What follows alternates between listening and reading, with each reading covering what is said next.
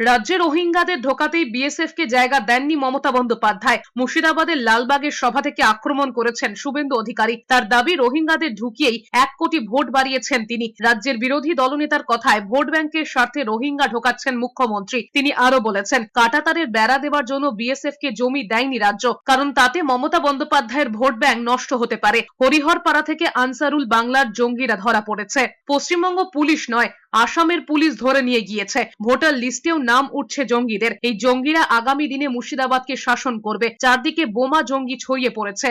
আপনারা জানেন এই 2200 কিলোমিটারের মধ্যে 596 কিলোমিটার কাঁটা তারের বেড়া দেওয়া যায়নি। তার কারণ মমতা ব্যানার্জি রোহিঙ্গা মুসলমান ঢুকিয়ে 1 কোটি ভোট বাড়িয়েছে। তা তিনি কাঁটা তারের বেড়া দেওয়ার জন্য বিএসএফ কে জমি দেয়নি।